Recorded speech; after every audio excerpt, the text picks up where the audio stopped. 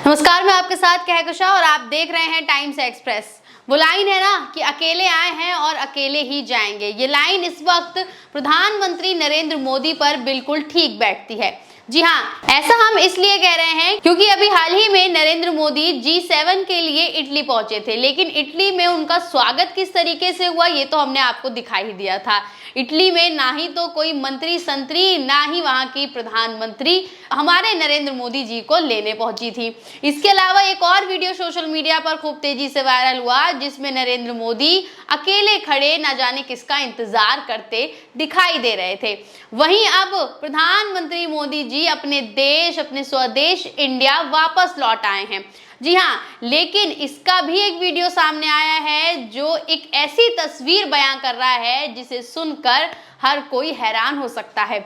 जी हाँ, ये वीडियो है नरेंद्र मोदी जी का, हमारे प्रधानमंत्री जी का, अपने फ्लाइट से उतरते हुए, लेकिन उन्हें यहाँ अपने देश में भी कोई भी लेने नहीं पहुंचा है। जी हाँ, ये सुनकर आपको तगड़ा झटका तो जरूर लगा होगा। भारतीय जनता पार्टी के राष्ट्रीय अध्यक्ष JP नड्डा तक नरेंद्र मोदी को लेने एयरपोर्ट नहीं पहुंचे हैं। उनकी हालत इस कदर बद से बदतर की जा रही है कि बस अब मोदी जी कुछ ही महीनों के मेहमान रह गए हैं प्रधानमंत्री पद के लिए।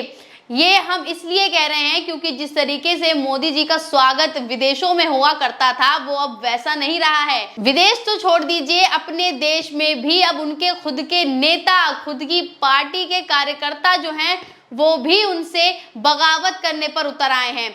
जी हाँ, आप ये वीडियो देखिए और वीडियो में साफ तौर पर दिखाई दे रहा है कि JP नड्डा दूर दूर तक नजर नहीं आ रहे हैं, जिसको लेकर अब कई ट्वीट भी सामने आ रहे हैं। कांग्रेस के प्रवक्ता सुप्रिया श्रीनेत ने भी ट्वीट किया है और क्या कुछ लिखा है वो आप स्क्रीन पर देख सकते हैं। सुप्रिया श्रीनेत ने लिखा है कि डूबते सूरज को कोई सलाम नहीं करता, सोचिए जरा गुलदस्ते वाले नड्डा जी भी कट लिए। तो आप खुद देख लीजिए कि सुप्रिया श्रीनेत ने तो नरेंद्र मोदी को डूबता सूरज कह दिया है, यानी कि अब नरेंद्र मोदी जी की जो सरकार है वो बस कुछ दिनों की रह गई है और इस बात का पता अब उनके खुद के नेताओं को भी लग गया है। यही वजह है कि अब उन्हें कोई भाव नहीं दे रहा है। JP नड्डा, अमित शाह जैसे बड़े बड़े नेता भी अब प्रधानमंत्री मोदी को रिसीव करने नहीं पहुंच रहे हैं। ये वीडियो इस बात की गवाह है कि अब किस तरीके से BJP में बगावत शुरू हो गई है। दूसरी पार्टियां बगावत कर रही हैं वो तो बात समझ में आती है, लेकिन अब खुद के जो नेता हैं वो भी बगावत पे उतर आए हैं। आपको OP राजभर का बयान भी हमने सुनाया था किस तरीके से उन्होंने सारा ठीकरा हार का जो है वो मोदी और योगी पर फोड़ दिया था। अब JP नड्डा भी कुछ कतराए कतराए मोदी जी से नजर आ रहे हैं। ऐसे में ये किस ओर इशारा कर रहे हैं ये तो आप समझ ही सकते हैं।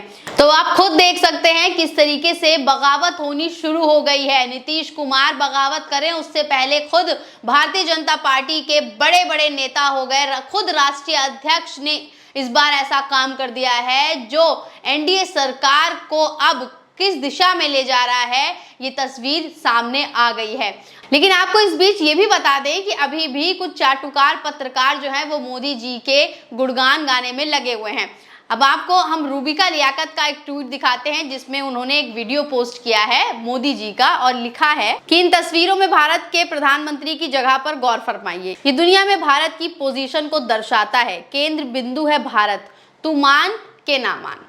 तो उन्होंने ये इस वीडियो में बताया है कि नरेंद्र मोदी जी जो हमारे प्रधानमंत्री हैं वो बीच में खड़े हैं, यानी कि केंद्र बिंदु बने हुए हैं, सेंटर में खड़े हैं। ये हमारे इंडिया की पोजीशन को दर्शा रहा है, ये हमारी मोदी जी की पोजीशन को दर्शा रहा है। अब कोई इस बात को माने या ना माने, तो भैया इस बात को कोई कैसे माने कि एक वीडियो तो दिखा दी कि मोदी जी को बीच में खड़ा करके कितना सम्मान दिया गया है, लेकिन इन्होंने वो वीडियो नहीं दिखाई है जो सोशल मीडिया पे लगातार वायरल हो रही हैं, जिसमें मोदी जी को इटली एयरपोर्ट पर रिसीव करने कोई भी नहीं पहुंचा था। इसके अलावा मोदी जी कोने में खड़े होकर किसका इंतजार कर रहे थे वो भी इन्होंने नहीं दिखाया, लेकिन इन्होंने ये दिखा दिया कि मोदी जी बीच में खड़े होकर केंद्र बिंदु बने हुए हैं, तो उनका कितना सम्मान हो रहा है। अब इटली में तो सम्मान हुआ या नहीं हुआ ये तो आप सब जानते ही हैं, लेकिन खुद के देश में किस तरीके से मोदी जी का अब सम्मान उनके खुद की पार्टी के नेता कर रहे हैं ये भी साफ हो गया है।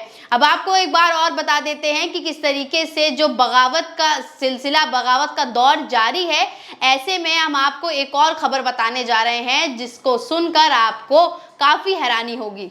तो अभी हमने आपको बताया ही था कि किस तरीके से जेपी नड्डा जो हैं वो मोदी जी को रिसीव करने नहीं पहुंचे हैं, अमित शाह तक रिसीव करने नहीं पहुंचे हैं। अब ये खबर आ रही है कि बीजेपी के कई नेता कांग्रेस पार्टी में शामिल होना चाहते हैं। हमने स्पष्ट कर दिया है कि टिकट केवल सर्वे के आधार पर मिलेगा। ये बयान दिया है भूपेंद्र हुड्डा ने।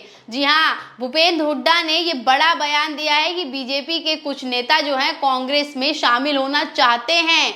तो यहाँ ये भी तस्वीर सामने हो गई है कि बीजेपी में जो बगावत की खबरें सूत्रों के हवाले से आ रही हैं वो कहीं ना कहीं सच भी साबित हो सकती हैं। अब क्या कुछ होने वाला है ये देखना काफी ज्यादा दिलचस्प होगा। किस तरीके से मोदी जी के चेहरे पे जो चिंता जाहिर हो रही है, जो चिंता दिखाई दे रही है अपनी सरकार को लेकर, वो आखिर कब तक दिखेगी, क्योंकि 26 तारीख के बाद से तो तस्वीर एकदम साफ हो जाएगी। क्योंकि हमने आपको कई खबरें ऐसी दिखाई हैं कि अगर स्पीकर पद जो है वो टीडीपी या जेडीयू के पाले में नहीं जाएगा तो बगावत तय है। नीतीश कुमार बगावत कर सकते हैं, पलटी मार सकते हैं। अब कौन कौन पलटी मारेगा, एनडीए कितने दिनों की मेहमान है, कितने दिन सत्ता में राज कर पाएगी, ये देखना काफी अहम होगा। बने रहिए टाइम्स एक्सप्रेस के साथ। धन्यवाद।